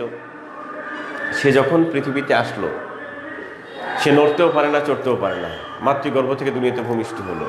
তখন তাকে খাওয়ানোর জন্য সবাই ব্যতিব্যস্ত হয়ে গেল না? সবাই ব্যতিব্যস্ত হয়ে গেল। তাকে অনেকেই মুসলিম ধর্ম হলে তার ডান কানে আজান দিচ্ছে, বাম কানে ইকামত দিচ্ছে, তাই না? মুসলিম শিশুরা দুনিয়াতে আসলে এটা করা হয় না। অন্য ধর্মেরটা আমার জানা নাই, তাই বলতে পারছি না। তো মুসলিম ধর্মে আমরা যেটা করে থাকি বা সবাই যেটা করে থাকে, যেটা ইবাদত, সেটা হচ্ছে যে প্রথমে ওই মেহমানরা তোমার বাসায় আসলো, সেই জন্য তুমি সেলিব্রেট করলা, কনগ্রাচুলেশন জানালা, তাকে সালাম দিলা, আজান দিলা, আল্লাহ পাক ওনার কথাটা তাকে জানিয়ে দিলা ডান কানে, বাম কানে ইকামত, তাকে এই যে নামাজের কথাটা জানিয়ে দিলা, বাস। এরপরে তাকে সেলিব্রেট, তোমার বাসায় আসলো, সালাম কালাম বিনিময় হলো, কেমন আছেন, হ্যাঁ, অনেক কিছু হইলো। তারপরে শেষে তুমি তাকে কি দিবা? বসায় রাখবা না, কিছু খাইতে দিবা না? এটা আদব কায়দা, স্বাভাবিকভাবে মেহমান আসলে তাকে কিছু চাটা নিতে হবে। তো ওই শিশু, ওই মেহমানটা তোমার ঘরে যখন প্রথম আসলো, প্রথম মেহমান তোমার বাসায় আসলো, তার জন্য তুমি কি করলা? সে যা সহ্য করতে পারে, অ্যাজ লাইক মুসলিম ধর্ম অনুসারে যেমন মধু অথবা খেজুর, যেটা খুব দামি আজওয়া খেজুরটা বা ভালো খেজুর, যেটা চিবিয়ে তার রসটা হালকা করে কোনো ভালো মানুষের, সেটা নিয়ে তার জিভাতে একটু লাগাই দিলা, অথবা দুধ অথবা মানে মাতৃদুগ্ধ যেটা আর কি, যদি সেটা অ্যাভেলেবেল না হয় তাহলে সিম্পল পানি, ভালো একটা পানি এক ঢোক হলেও তাকে দিতে হবে, এক ফোঁটা হলেও তার জিভাতে লাগাইতে হবে। মেহমান আসছে তোমার, তাহলে এইগুলো হচ্ছে নর্মাল প্রসিডিওর আমরা করে থাকি। হ্যাঁ, প্রায় ধর্ম বর্ণ নির্বিশেষে সবাই করে থাকে এই কাজগুলো। তার মানে কোনো লোক যদি আমার বাসায় আসে, সিম্পলি তাকে সেলিব্রেট করি, সিম্পল খাদ্য পানি যা আছে সেটা দিয়ে তাকে আমরা সেলিব্রেট করি বা তাকে আমরা রিসিভ করি। এবার খেয়াল করো, এই লোকটা যখন আবার তোমার বাসায় থাকলো একদিন দুই দিন, হ্যাঁ, অথবা বিকেলবেলা চলে যাবে, তখন আমরা কি করি? দুপুরে লাঞ্চ টাঞ্চ করাই দিয়ে বিকেলবেলা আবার হালকা কিছু নাস্তা নাস্তা চাটা খাওয়াই দিয়ে তারপরে তাকে সুন্দরভাবে বিদায় দিই। তো এই মানব শিশু যখন সে পৃথিবী থেকে চলে যাচ্ছে, তখন তাকে কি করা হয় দেখো না? সব ধর্মেরই দেখা যাচ্ছে যখন চলে যাচ্ছে, মানে একদম মৃত্যুর সময় হয়ে গেছে, তখন সবাই কি খাইতে চায়, সে সব তাকে নিয়ে এসে দেয়, জানো? কিন্তু জানো একটা বাস্তব কথা কি, ওই মুহূর্তে তার খাওয়ার কোনো সময় নেই, কারণ তার চলে যাওয়ার সময় হয়ে গেছে। প্যাথেটিক ট্রুথ, খুব মানে মর্মান্তিক সত্য কথা হচ্ছে, তার লাইফে যখন খাবারটা প্রয়োজন ছিল, অ্যাজ লাইক ইউ, তার লাইফে যখন টাকা পয়সার প্রয়োজন ছিল, ভালোবাসার প্রয়োজন ছিল, সুন্দর একটা পরিবেশে পড়াশোনার প্রয়োজন ছিল, আনফর্চুনেটলি কেউ তোমাকে এই সময় অ্যাসিস্ট করে নাই, করছে না, তোমাকে সাহায্য করছে না। কেন অ্যাসিস্ট করতেছে না? কারণ তোমার প্রতি কারো গুরুত্বই নাই। কথা বোঝা যাচ্ছে না? বাবা মা একটা কাজ করেছে আমাদের, সেটা ভুল, মানে ভালো অবশ্যই, কিন্তু অধিকাংশ বাবা মা যে ভুল কাজটা করেন তা হচ্ছে ইন্টারমিডিয়েট পর্যন্ত ছেলে মেয়েকে নিয়ে বিশাল স্বপ্ন দেখে, আমার ছেলে আমার মেয়ে এই বাংলাদেশের প্রেসিডেন্ট হবে, আমেরিকার প্রেসিডেন্ট হবে, ডাক্তার 4-5টা একাই হবে, ইঞ্জিনিয়ার পৃথিবীর সবগুলো একাই হবে, এত এত কল্পনা করে ছেলেকে ছেড়ে দিয়ে রাখছে। কয়দিন পরে ছেলে হয়ে গেছে ফেসবুক বয়, বুঝো নাই? আচ্ছা, এবার ওই বিশ্বপ্রেমিক ছেলে বা ফেসবুক বয় ছেলে বা মেয়ে সব তো একই স্টাইল। এটা যখন অনার্সে ভালো জায়গায় চান্স পেল না, অনার্সে একটা মোটামুটি একটা জায়গায় ভর্তি হলো, বাবা মা আশা ছেড়ে দিয়েছে, কোনো বার্ডেন, তারপরে কোনো মতে ট্রাই করে অনার্সটা করেছে, মাস্টার্সটা করেছে, এবার বিয়ে দাও, না হয় ওষুধ কোম্পানি জয়েন করো, না হয় একটা দোকান দাও, মুদিখানার দোকান দেওয়ালেও দো, না হলে গ্রামে এসে বিয়ে শাদী করে সংসার করো। এই যে টেন্ডেন্সিগুলো তার জীবনটা সর্বনাশ করে দিল। কিন্তু যখন তাকে অ্যাসিস্ট করার প্রয়োজন ছিল, কমপ্লিটলি হোললি তাকে অ্যাসিস্ট করার প্রয়োজন ছিল, হ্যাঁ, এইটা গার্ডিয়ানরা ভুলে গেলেন, সামর্থ্য থাকা সত্ত্বেও করলেন না, কারণ এখনই করা প্রয়োজন। যদি এই গার্জিয়ানগুলো আর একটা বছর তোমার পেছনে সময় দিত, 6টা মাস, 1টা বছর, 2টা 1.5টা বছর তোমাকে অ্যাসিস্ট করতো, তাহলে তোমার মতো গোল্ডেন, এই তোমার মতো ম্যাগনেট, তার দ্বারা অনেক কিছু করা সম্ভব ছিল। কিন্তু আনফর্চুনেটলি এটাই হয় না, বুঝতেছো? তো তোমার এখন টাকার প্রয়োজন, ভালোবাসার প্রয়োজন, সান্ত্বনার প্রয়োজন, অল কাইন্ডস অফ অ্যাসিস্ট তোমার এখন প্রয়োজন, কিন্তু তোমাকে কেউই অ্যাসিস্ট করতেছে না, অ্যাসিস্ট্যান্সের কাউকে পাচ্ছ না। কিন্তু তোমার যখন চাকরিটা হয়ে যাবে, তখন দেখবে কত লোক তোমার কাছে আসবে, কত ভালোবাসা, কত টাকা, কিন্তু তোমার ওগুলো নেওয়ার কোনো প্রয়োজনই হবে না, তখন ওগুলো ঘৃণা হবে তখন, তাই না? তো এখন বিষয়টা কিন্তু এরকম, এই লোকটা সে যখন শিশু ছিল সবাই তাকে আদর করে খাওয়ালো, মাঝখানের সময়টা তার কেউ কেয়ারই নিল না, বুঝতে, তার খোঁজই নিল না, সে অবাধ্য, বলগাহীন, হয় ভালো দিকে না হলে খারাপের দিকে, নোংরা মিশে গেছে। আর ওই লোকটা যখন চলে যাচ্ছে পৃথিবী থেকে বিদায় বেলায়, তখন আবার তাকে সবাই অ্যাসিস্ট করতেছে, খাওয়া দাওয়া করাচ্ছে, কিন্তু তখন আর তার খাওয়া দাওয়ার প্রয়োজন নাই, টাকার প্রয়োজন নাই, কথা বুঝতেছো? তবুও সে খেতে চায় না, তবুও জোর করে তাকে আমরা কি করি, অ্যাজ লাইক পানি অথবা দুধ যাই পারি তাকে দেই, তারপরে খাওয়ার ঠেলাতে মরে যায়। বুঝতেছো? যাই গেল গেল। তো এটা মানুষের লাইফস্টাইল আমি বললাম, হ্যাঁ, কাহিনী বললাম। এটা এই রোগগুলো যেহেতু মানুষেরই হয়, সেই জন্য এই মানুষের আমরা কল্পনা করলাম এইটা হলো তার জীবনের শুরু, জন্ম, শিশু, কিশোর, এইটা হচ্ছে তার বৃদ্ধ বয়স, চলে যাচ্ছে। এই যে শুরুতে এবং শেষে, দেখো না ভাই, শুরুতে এবং শেষে তাকে আমরা কিন্তু সেম টু সেম একই স্টাইলে তাকে আমরা রিসিভ করেছি, কনগ্রাচুলেট করেছি। হ্যাঁ, কিভাবে? সেটা হচ্ছে যখন সে মাতৃগর্ভ থেকে দুনিয়াতে ভূমিষ্ঠ হলো ছোট বাচ্চা, তখন আমরা পানি, মধু, দুধ, সাধারণ খাবার যা আছে ভালো ভালো খাবারগুলো তাকে খাওয়াইলাম। আবার এই লোকটা যখন পৃথিবী থেকে ডিডাপচার হয়ে যাবে, অ্যাজ লাইক এস ড্যাফোডিল, ওই নির্মম ড্যাফোডিলের কবিতা পড়ছো না তোমরা, উইলিয়াম ওয়ার্ডসওয়ার্থের? তো ওটা আমাদের সময় ছিল আর কি, এসএসসিতে 9 10 ছিল মনে হয়। তো সেখানে মর্মান্তিক একটা কাহিনী, এই লোকটা যখন ড্যাফোডিলের মতো ঝরে যাচ্ছে, যখন চলে যাচ্ছে লাইভ পৃথিবী থেকে, তখনও তাকে ওই খাবারগুলো দিয়ে, খাদ্য এবং পানীয় দিয়ে তাকে বিদায় দেওয়া হচ্ছে। এখানে তাহলে ফেয়ারওয়েল করা হচ্ছে কি দিয়ে? খাদ্য এবং পানি। আর তাকে রিসিভ করা হচ্ছে, কনগ্রাচুলেট করা হচ্ছে কি দিয়ে? খাদ্য এবং পানি। হ্যাঁ, খুব মনোযোগ দিয়ে শুনবা কিন্তু। তাহলে আমরা দেখতে পাচ্ছি এই লাইফস্টাইলের, এই হিউম্যান বিংস লাইফস্টাইলের শুরু এবং শেষ, এই দুইটা জায়গায় সেম ভাবে তাকে কনগ্রাচুলেট আর ফেয়ারওয়েল করা হচ্ছে। সেই দুইটা জিনিস কি কি দেখো, একটা হচ্ছে খাদ্য ও পানীয়, এই দুইটা জিনিস দিয়ে তাকে জীবনের শুরুতে রিসিভ করা হচ্ছে, কনগ্রাচুলেট করা হচ্ছে, এবং জীবনের শেষে তাকে ফেয়ারওয়েল জানানো হচ্ছে, বিদায় জানানো হচ্ছে। হ্যাঁ, গুড বাই, চলে যাচ্ছে সে। But unfortunately as like you, তোমার মতো, যে সময়টা তার অনেক খাদ্য প্রয়োজন, অনেক ভালোবাসা প্রয়োজন, অনেক টাকার প্রয়োজন, অনেক কিছু প্রয়োজন, আনফর্চুনেটলি তখন কেউ তাকে অ্যাসিস্ট করলো না। বিধায় ওই মানুষটা, ওই ছেলে, ওই মেয়েটাই সে হয়ে গেল কি? অবাধ্য। অ্যাজ লাইক কেমন? সে হইতে পারে পজিটিভ ফিডব্যাকে কাজ করতে পারে, সে খুব ভালো হয়ে গেছে, দরবেশ, একদম কঠিন ভালো। আচ্ছা, এটাও কিন্তু এক ধরনের অবাধ্য, কারণ গার্জিয়ান চাচ্ছে একরকম, সে হচ্ছে আর একরকম। বোঝা যাচ্ছে? সে বিসিএস ক্যাডার হবেই, বোঝা যাচ্ছে? খুব ভালোর দিকে চলে যাচ্ছে পড়াশোনা। আরেকটা হয়ে গেছে বদমাইশের বদমাইশ, একেবারে বদেরও বদ, তার বিসিএস লাগবে না, তার হচ্ছে ওই আই লাভ ইউ লাগবে, বোঝো নাই? মাল্টি লেভেল তার লাভ, ওগুলো লাগবে আর কি। ওই ফেসবুক নিয়েই থাকে, তথাকথিত যা আছে চারপাশে সেগুলো নিয়ে সে থাকতেছে, বলগাহীন। তাকে যদি তুমি বুঝাও যে তুমি যে বাজে ছেলেদের সাথে মিশতেছো, নোংরা ছেলেদের সাথে মিশতেছো, গুন্ডাদের সাথে মিশতেছো, তোমার লাইফ তো স্পয়েল হয়ে যাবে। আজ পর্যন্ত কোনো মাস্তান কোনো ভালোভাবে মরতে পারে নাই। আজ পর্যন্ত কোনো তথাকথিত যারা লোক নিয়ে মেশে আশেপাশে যারা আছে নৈতিকতাহীন, তারা কেউ ভালোভাবে মরতে পারে নাই। আবার তার পাশাপাশি যারা দেখবে সুশিক্ষিত মানুষ হয়েছে সমাজে, তুমি ভালোভাবে থাকতে পেরেছো, এরা কিন্তু আর যাই হোক অনারেবল ডেথ হবে। কারণ তোমার সৎ জীবনযাপন, তুমি পরিশ্রম করে চলবা, তোমার থেকে অনারেবল লাইফ অবশ্যই আল্লাহ তাআলা দিবে, ন্যাচারাল গিফট এটা। তাহলে তুমি যখন পরিবেশের অবাধ্য হয়ে ভালোর দিকে যাচ্ছ, বিসিএসটা তোমার লাগবেই, এটাও অবাধ্য।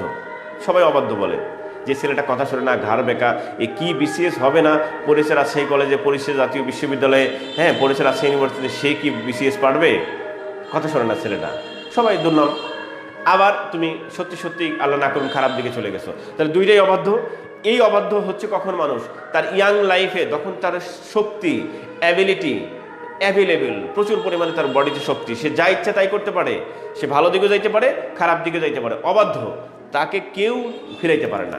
যেমন তুমি বিসিএস এর পথযাত্রী, তোমাকে হাজার বুঝাইলেও ইনশাল্লাহ তুমি এই পথ থেকে সরবা না, বিকজ তোমার লাইফ এটা, তোমাকে সুন্দরভাবে দাঁড়াইতে হবে, ঠিক আছে? নিজের পায়ের তলায় যদি মাটি না থাকে, তাহলে অন্যকে অ্যাসিস্ট করা যায় না, সাহায্য করা যায় না, জাগ্রত করা যায় না। সুতরাং তুমিও এক ধরনের অবাধ্য, বিসিএস লাগবেই।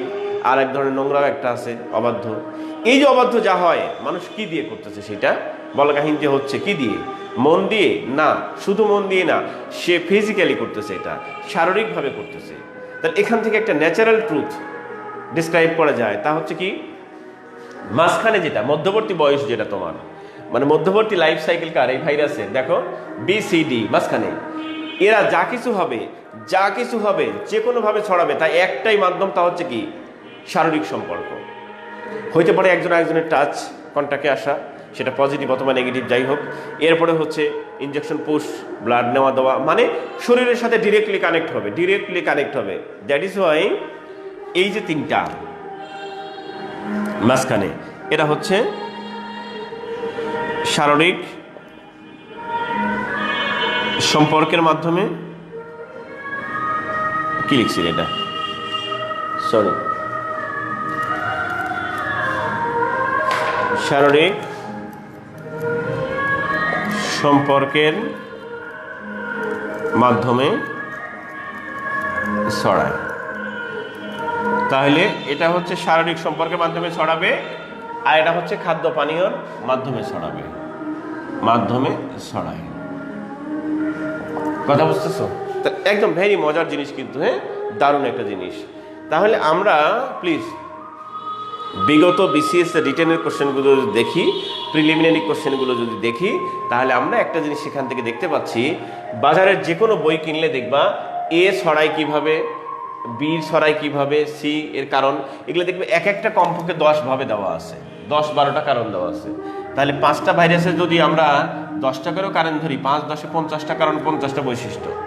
এটা পরীক্ষায় মনে রাখা so tough, but unfortunately or fortunately আমি যেভাবে তোমাকে রিপ্রেজেন্ট করলাম, ডেলিভার করলাম, natural truth of human beings life, আমাদের মানব জীবনের যে কাহিনীটা তোমাকে বললাম, এই কাহিনীটা সবারই মনে থাকবে আশা করি। এটা মনে থাকলেই তোমার ওই 50টা ইনফরমেশন 2টা ইনফরমেশনের মাধ্যমে গ্যাদার করা পসিবল, রিসিভ করা পসিবল। দ্যাট আর দ্য, কি বললাম, নাম্বার 1, শুরুর এবং শেষ এ এবং ই, এই 2টা ভাইরাস ছড়ায় কিসের মাধ্যমে? খাদ্য ও পানীয়ের মাধ্যমে, রাইট। আর কি বললাম, BCD, এরা ছড়ায় কিসের মাধ্যমে? শারীরিক সম্পর্ক। সেটা ভালো হইতে পারে, খারাপ হইতে পারে। ভালো মিন্স একজন পুরুষ একজন মহিলাকে বিয়ে করলো, ভালো কাজ, বাট আনফর্চুনেটলি পূর্ব থেকেই ওই মহিলাটা খারাপ, অথবা ওই পুরুষটা খারাপ ছিল আগে, এখন ভালো, কিন্তু ওই কারণে তার ওই বিষয়গুলো, জার্মগুলো তার বডিতে থেকে গেছে, এখন বিয়ে করেছে, ভালো কাজ, তবুও সেটা স্প্রেড আউট হয়েছে। অথবা এমন হইতে পারে সে খারাপ জায়গায় গেছে ওই পুরুষ অথবা মহিলা, সেখান থেকেও তার শরীরে আসতে পারে। অর্থাৎ ফিজিক্যাল কন্ট্যাক্ট থাকতে হবে আর কি, হ্যাঁ। তো physical contact, that means contractual যে বিষয়গুলো থাকবে, কন্ট্যাক্টাস যে বিষয়গুলো থাকবে, সেইগুলো কন্ট্যাক্টে যাইতে হবে, টাচে যাইতে হবে সরাসরি। সেই ধরনের বিষয়গুলো যদি হয় তাহলে হচ্ছে BCD। আর এর মধ্যে সি যেটা, এই সি মিনস ক্রনিক, ডেঞ্জারাস, হ্যাঁ, এটা খুবই খারাপ, এটা হচ্ছে সবচেয়ে মারাত্মক, সবচেয়ে ক্ষতিকর বা মারাত্মক। এটাও আমাদের পরীক্ষায় আসছে, হ্যাঁ। এই কয়টা কথা তোমরা একটু স্ক্রিনশট দিয়ে রেখে দাও, দেখবা সব মনে আসছে আর কি, হ্যাঁ।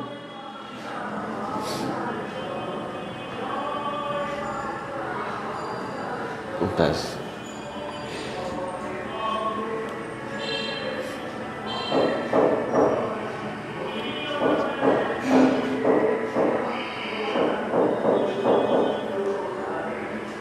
আচ্ছা, তাহলে এটা শেষ গেল, এটা হলো। এরপরে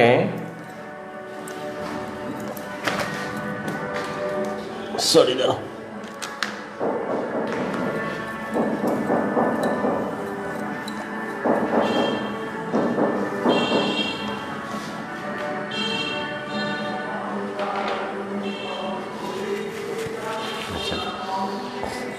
ভাইরাস গেল, ব্যাকটেরিয়া তো কিছু জিনিস আছে, তোমরা একটু দেখে নিবা। ব্যাকটেরিয়া থেকে কি দেখবা? আচ্ছা, একটা জিনিস বলে দিই, শুধু লেখো, সংক্ষেপে একটু লিখে নাও। ব্যাকটেরিয়া থেকে 1-2টা কথা বলবা। ব্যাকটেরিয়া এটা আসলে কোন দেশি শব্দ, এটা নিয়ে অনেক ঝামেলা। তো কেউ বলেছেন ডাচ, কেউ বলেছেন গ্রিক, কেউ বলেছেন ল্যাটিন, কেউ বলেছেন ইংলিশ, 4 ধরনের অভিমত পাওয়া যায়। বাট ডিকশনারি যেটা ফোকাস করে আমাদেরকে, সে ফোকাস করে যেটা ডাচ শব্দ। বাট মেডিকেল ডিকশনারি যেটা আমাদেরকে ইন্ডিকেট করে, ডিক্লেয়ার করে, ফোকাস করে, তা হচ্ছে that is English term. So that is the conflict. এখানে একটা কনফ্লিক্ট অ্যারাইজ করেছে, প্রবলেম অ্যারাইজ করেছে। সেটার সলিউশন হচ্ছে, আমরা এটা কি পড়তেছি? আমরা পড়তেছি মেডিকেল সায়েন্স। আর মেডিকেল সায়েন্সের, মডার্ন মেডিকেল সায়েন্সের ডেভেলপমেন্টের পিছনে আমরা বলে থাকি যে ইংল্যান্ড কান্ট্রিগুলোর, বিশেষ করে যেখানে এফআরসিএস করা হয়, তারা দায়ী। তো সেই সূত্র যদি তুমি মানতে চাও, তাদের কথা যদি মানতে চাও, তাহলে এটা প্রমাণ করে যে এটা একটা ইংলিশ ওয়ার্ড। কারণ মেডিকেল সায়েন্সের যে এখন বই পুস্তকগুলো পাওয়া যায়, এফআরসিএসের যে ইয়েগুলো পাওয়া যায়, ডেভেলপমেন্ট, তার সবগুলো কিন্তু হচ্ছে কোথাকার, ইংল্যান্ডের। তাহলে সেই ক্ষেত্রে আমরা বলতে পারি এটা হচ্ছে একটা ইংলিশ টার্ম, ব্যাকটেরিয়া হচ্ছে একটা ইংলিশ টার্ম। আচ্ছা, ইংলিশ টার্ম। আচ্ছা, এটা আসছে কোথা থেকে? ব্যাকটেরিয়াম শব্দ থেকে এসেছে। এর অর্থ কি? একটি ক্ষুদ্র দণ্ড বা কাঠি বা লাঠি, অ্যাজ লাইক দিস। হ্যাঁ, এইটা প্রথম, একটু দাঁড়াও, আমার গুরুত্বপূর্ণ একটা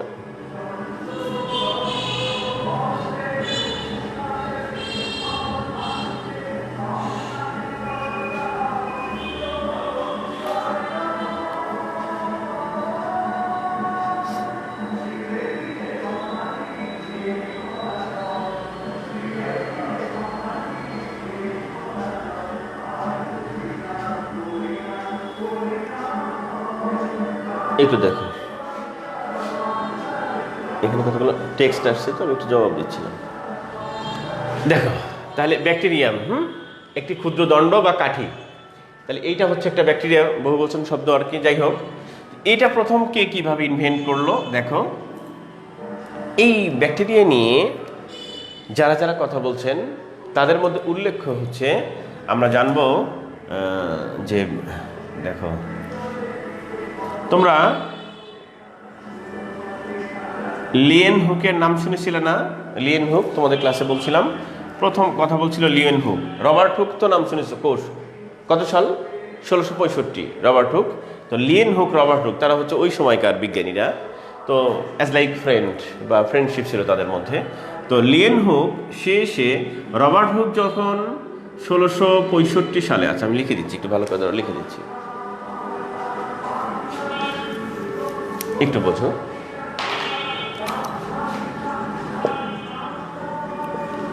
রবার্ট হুক কোষ আবিষ্কার করলেন আর কি। হ্যাঁ, কোষ।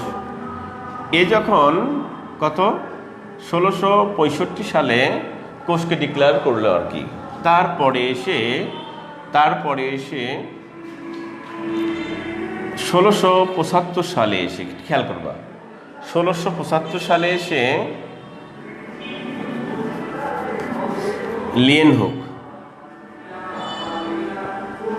হুক তিনি প্রথম একটা কথা বললেন। কি বললেন একটু খেয়াল করো মনোযোগ দিয়ে সবাই।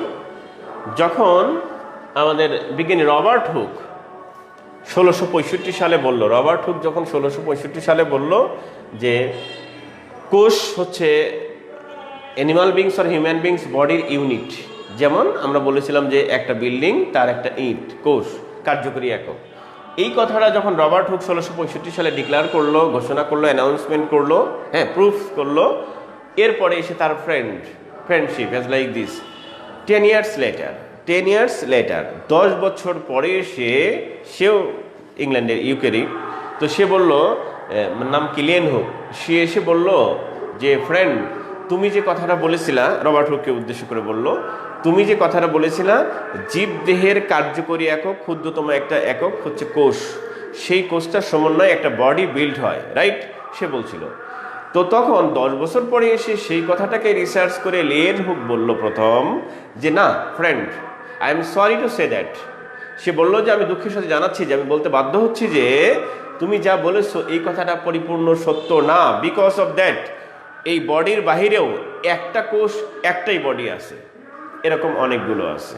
সেই কথাটা কে প্রমাণ করলো প্রথম, কে বলল? সেই কথাটা বলল প্রথম হচ্ছে লিয়েন হুক।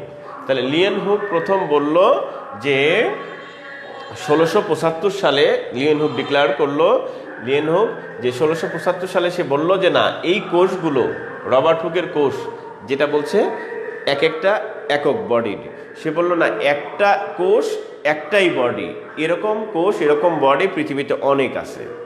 সেই কথা লিয়েন হুক বলল। বুঝতেছো আমাদের যে ভুলটা হয়, আমরা না বোঝার কারণে উল্টাপাল্টা আনসার দিই। তো লিয়েন হুক প্রথমে এই কথাটা বলছে যে একটা কোষই একটা বডি আছে, জীবন আছে। তখন এইটুকু কথাই তার অ্যাজাম্পশন ছিল, আর বেশি কিছু সে ডিসক্রাইব করে নাই লিয়েনহুক। বোঝা গেছে? বাস পরবর্তীতে লিয়েনহুক চলে গেল অনেক অনেক দিন পর, এরপরে সেটা নিয়ে আবার গবেষণা হলো, এবার চলে আসছে আমাদের কোথায়? জার্মানে সে চলে আসলো। জার্মানে ওই যে কোথায় তার বাড়ি জানো? আমি বলে দিই। জার্মানে তোমরা যে বিভিন্ন শহরগুলো জানো, তারপরে ওই যে সামনে তো পরীক্ষা, আন্তর্জাতিক নদী, ইউরোপের আন্তর্জাতিক নদী পড়ছো না? ইউরোপের বৃহত্তম নদী, এগুলো তো তোমরা পড়েছো, পরীক্ষার জন্য ইম্পর্টেন্ট। কিন্তু ইউরোপের বৃহত্তম নদী বলা হয়, বোঝা যাচ্ছে কোনটা? তারপরে ইউরোপের আন্তর্জাতিক নদী কোনটা? তো ইউরোপের একটা আন্তর্জাতিক নদী হচ্ছে ওই যে 10টা বা 11টা দেশকে যে ক্রস করলো, যেটা ওখানে জার্মান থেকে সৃষ্টি হলো, এই যে এর বাড়ির কাছ থেকে সৃষ্টি। এখন বলবো আমি, জার্মান থেকে সৃষ্টি হলো, জার্মান থেকে সৃষ্টি হয়ে পুরো 10টা দেশ সে পার হয়ে আসলো, এসে রোমানিয়ার এখানে এসে কি আছে?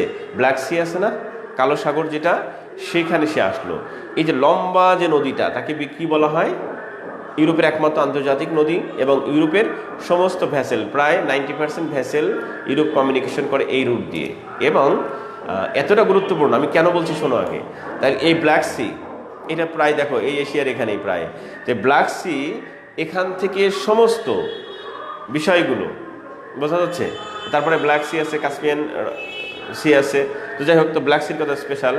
সেখান থেকে গিয়ে সবগুলো ভ্যাসেল, নৌ ভ্যাসেল আর কি, যেগুলো সবগুলো এখান থেকে কমিউনিকেট করলো, ইউরোপটা পুরোটা পাড়ি দিল, জার্মানের ওই জায়গাটা পাড়ি দিয়ে গেল, পাড়ি দিয়ে কোথায় গেল?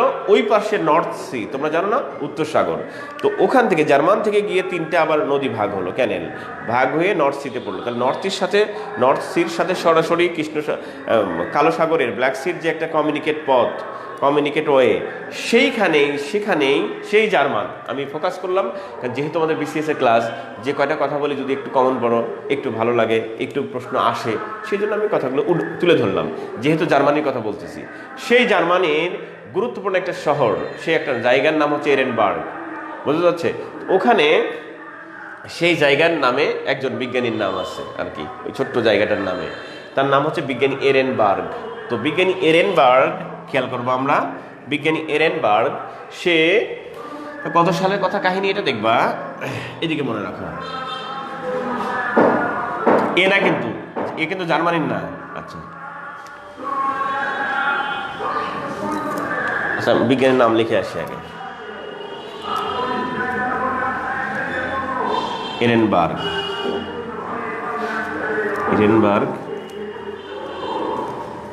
জার্মান। কত সালের কাহিনী শোনো। আমরা কিছুক্ষণ আগে আমরা কি পড়েছি বলো তো ভাই? আমরা কিছুক্ষণ আগে ভাইরাস পড়লাম না? ভাইরাস আবিষ্কারের সালটা কত বলো তো? সবার মনে আছে নিঃসন্দেহে? আমরা বললাম ভাইরাস আবিষ্কারের সালটা হচ্ছে কত রে ভাই?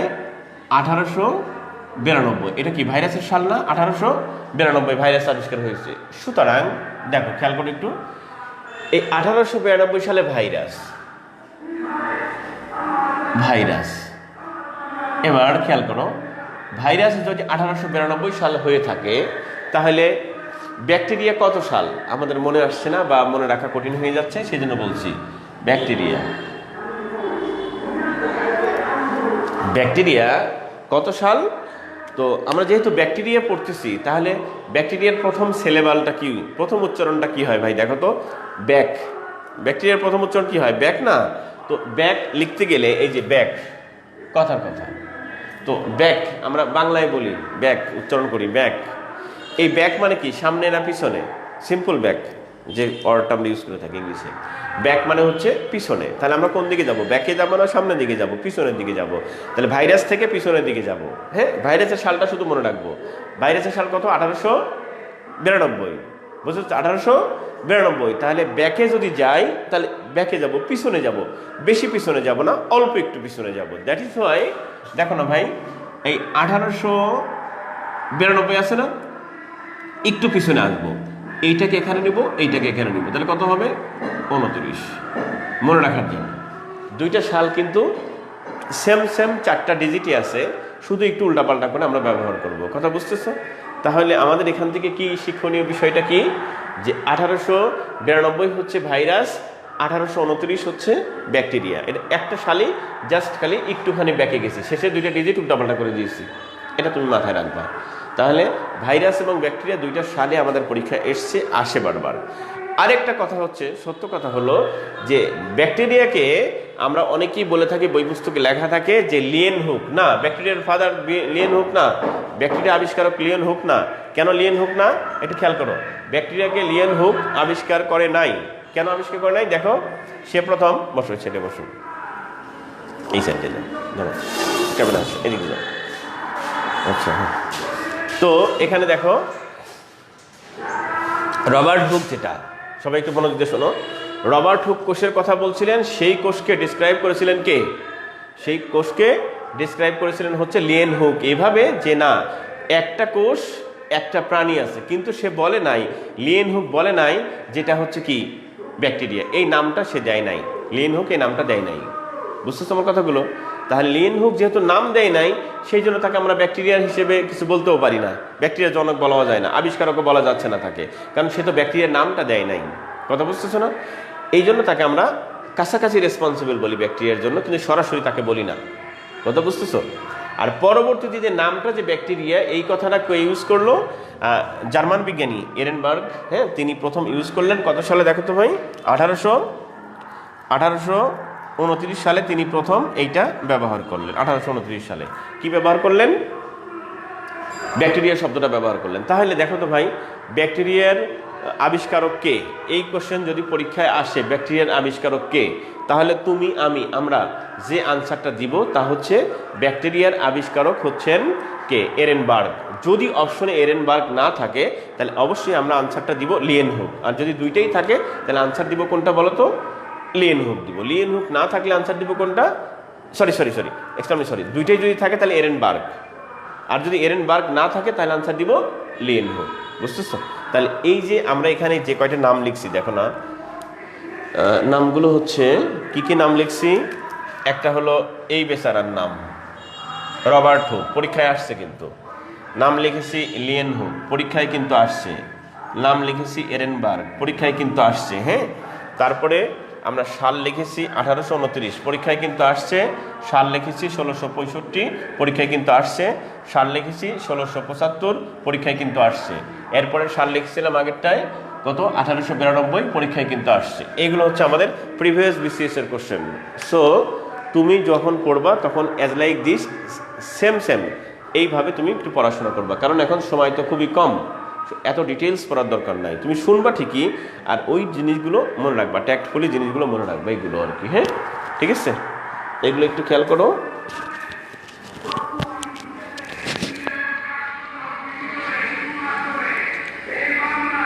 দেখো, তাহলে আমরা খেয়াল করি। তাহলে রবার্ট হুক গেল, লিয়েন হুক গেল না? আমাকে কি দেয়? আমি কোন জায়গায় আছি? তোমাকে আমাকে দেখতে পাচ্ছ না?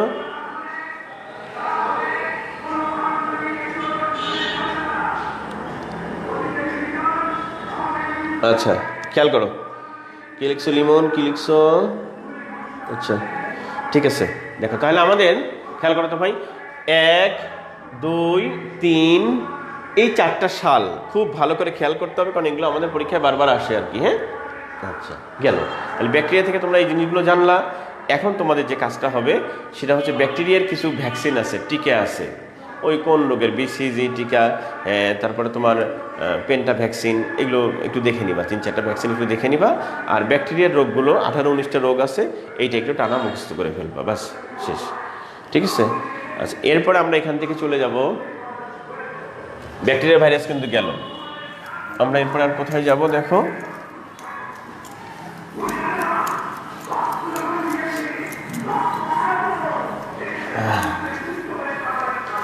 ব্যাকটেরিয়া ভাইরাসের পরে আমরা এখন ব্লাড নিয়ে একটু কথা বলি, তাই না? ব্লাড, মানব দেহের যে রক্ত আর কি, রক্ত কোথায় কি আক্রমণ করে সেইটা একটু খেয়াল করো।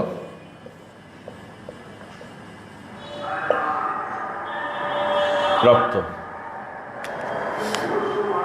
তো রক্ত নিয়ে কি পড়বা তোমরা সবাই জানো এখান থেকে কি কি পড়তে হবে, যেহেতু আমাদের 19 তারিখে পরীক্ষা, ইমার্জেন্সি ডোজ, মূল কথাগুলো জাস্ট তোমাদেরকে স্মরণ করিয়ে দিচ্ছি, তোমরা যেন ওগুলো একটু দেখে যাও। হ্যাঁ, তাহলে আমরা কি করব দেখো তো ভাই।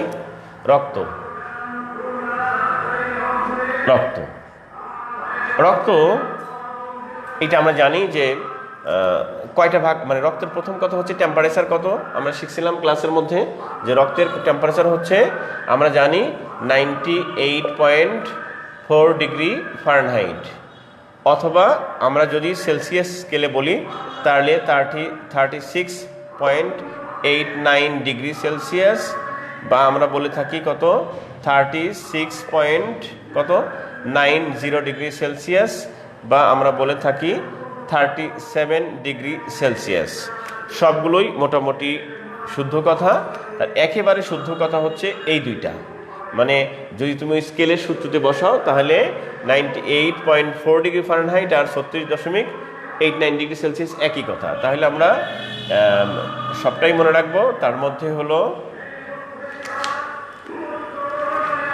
এই দুইটা হচ্ছে কাছাকাছি কথা। হ্যাঁ, কাছাকাছি কথা, মানে সরাসরি কথা, আর এই দুইটা কাছাকাছি, মানে কত 89, এটাকে আমরা করছি 90, কাছাকাছি ধরছি আর কি। হ্যাঁ, আর তাহলে 36.90, এর থেকে যদি 10 বাড়াই দাও 0.10, তাহলে কি হচ্ছে সেটা 37 হয়ে যাচ্ছে। তাহলে আমাদের পরীক্ষায় এই দুইটা বিসিএস আসে নাই, নন ক্যাডারের প্রশ্ন আসছে আর কি। হ্যাঁ, এভাবেও আসছে, এভাবেও আসছে, আর সরাসরি বিসিএস এর প্রশ্ন হচ্ছে এইটা আর এইটা, অনেকবার আসছে আমাদের। ঠিক আছে, তাহলে আমরা যদি ফারেনহাইট স্কেলে আসে তাহলে 98.4 ডিগ্রি ফারেনহাইট, যদি সেলসিয়াস স্কেলে আসে তাহলে 36.89 ডিগ্রি সেলসিয়াস। এটা আমরা একটু মাথায় রাখবো, কথা বোঝা যাচ্ছে? আচ্ছা, তাহলে এই চারটা থাকলো আমাদের। এরপরে হচ্ছে দেখো এর এই ব্লাডের টেম্পারেচার গেল। ব্লাডের টেম্পারেচার মানে তো আমাদের শরীরের টেম্পারেচার আর কি। হ্যাঁ, সেটা গেল। এরপরে আমাদের থাকছে এখান থেকে হচ্ছে পিএইচ, রক্তের পিএইচ। হ্যাঁ, কত এর পিএইচ হচ্ছে কত 7.2 থেকে 7.4। ঠিক আছে, এটা একটু আমাদের খেয়াল রাখতে হবে পিএইচটা। এরপরে রক্তের স্বাদ, তাহলে রক্তের স্বাদ হচ্ছে কেমন,